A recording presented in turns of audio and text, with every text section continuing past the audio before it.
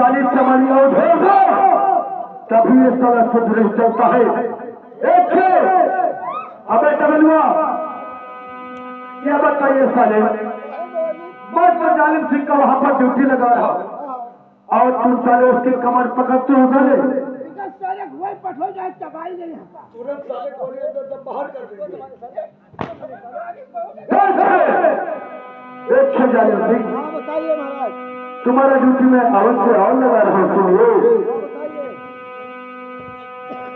सुनिए भालू नहीं है पानी पीने का,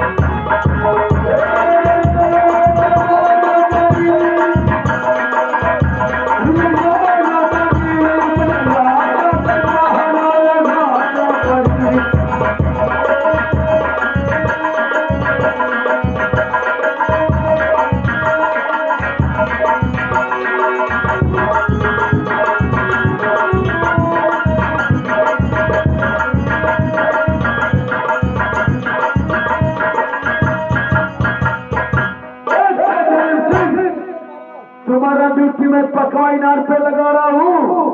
कुछ भी पान जंगल में न किसी को पानी भरने देना है और न किया उसे पानी किसी को पीने देना है।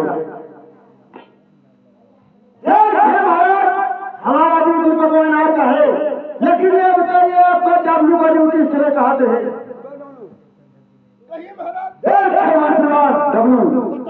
तुम्हारा भी ड्यूटी में लगा रहा हूँ। ड्यूटी कहाँ है महाराज? तुम्हारा ड्यूटी शमशान घाट पर रहेगा। शमशान घाट पर? और क्या फायदा मिली? वहाँ पर कोई भी मुर्दा लाएगा तो उससे तुझको 10 रुपए लेना है, तभी वहाँ पर मुर्दा दफन करने देना है। अरे साले गोली अंदर जब बाहर। ये बताइए मुर्दा नहीं वो, मुर्गा खाने वाला नहीं वहाँ पर मिलेंगे। मुर्दा वहाँ शमशान घाट से भाग बहुत है, इसलिए तुम्हारा ड्यूटी में वहाँ पर लगा रहा हूँ। अच्छा मुर्दा मलाई? और क्या उनसे लड़ा? उनसे तुझको लड़ना है, किसी को बाहर नहीं जाने देना है। ठीक है।